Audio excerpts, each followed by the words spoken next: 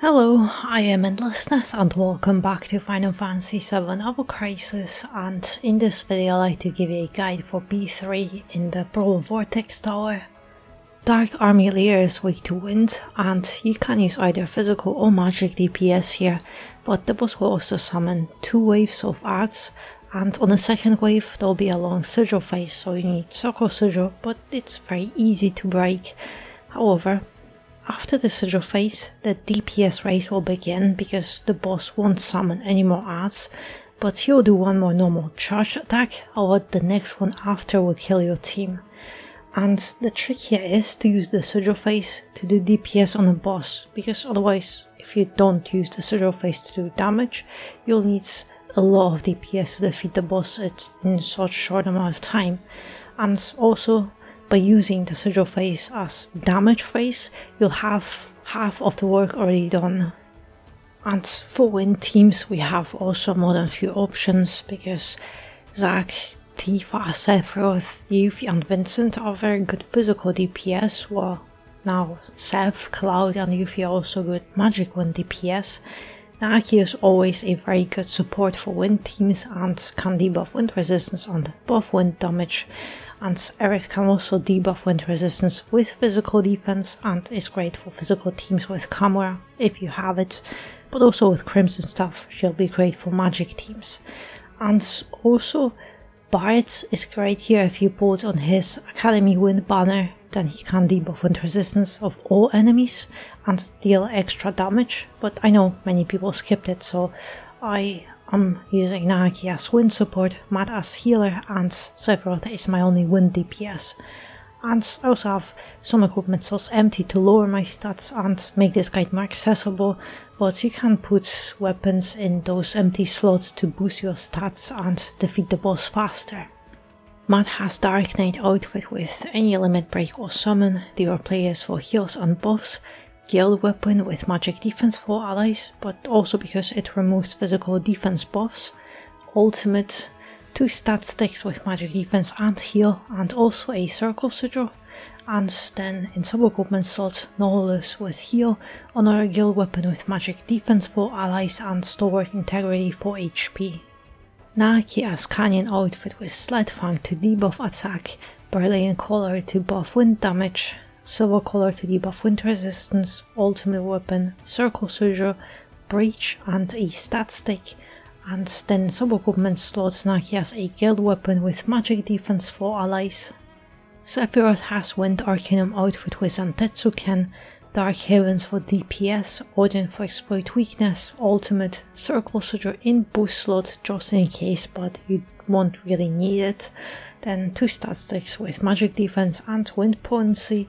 And in sub-equipment slot, Sephiroth has a weapon to max out his physical attack and boost wind potency, and Mad Minute with HP.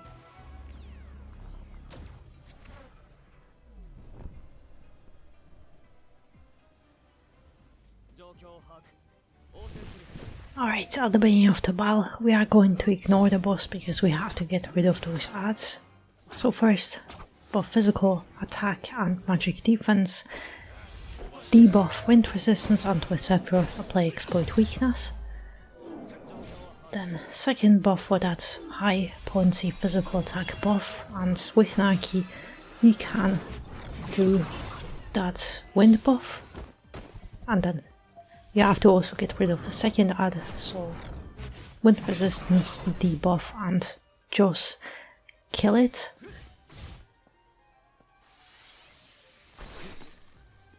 And here just recover, but now we get the second wave of adds, and here wait for this rallying command when they buff their defenses, so now you can just use Mat to nullify that buff.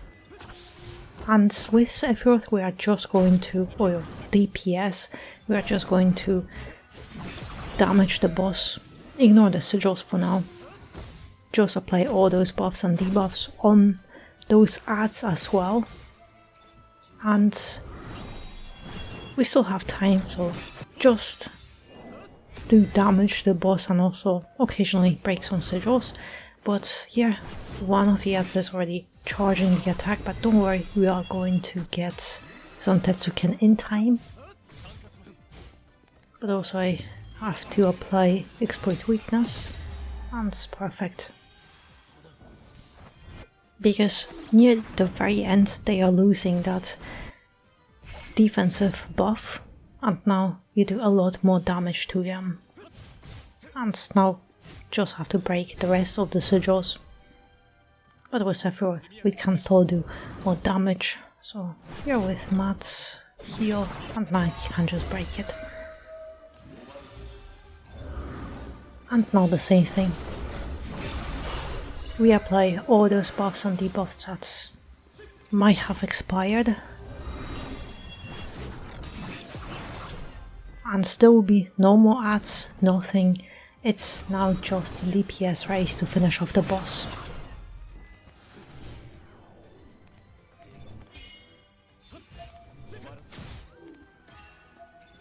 And also, this surge, it's fine, we will survive it, it's a normal attack, but the third one is the one that will instantly kill your team, unless you have reprieve.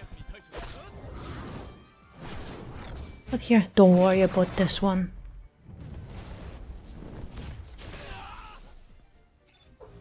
And alright, heal, and we are back to just doing DPS. But also don't worry, because we will get Zantetsuken in time, so you have enough time to still charge it and get it off one more time if you need it.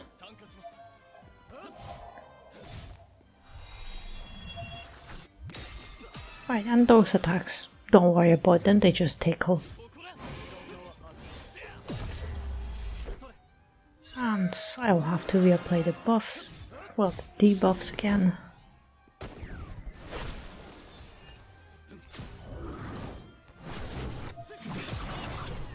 And now it's the final attack. It also charges quite fast, so you don't really have too much time. But I'll see if I can finish it off. If not, I can just use some Tetsuken. But yeah, basically that's the whole battle. And this boss was terrible back at launch, because it was Halloween boss. It's just a trick to use that sigil face as DPS face. And then most of the work is already done. Because if you just rush through the sigil face, then you have so much less time. But yeah, that would be it. So I hope you found my guide helpful, and good luck on your own clear. And in the meantime, thank you very much for watching, and I hope to see you next one.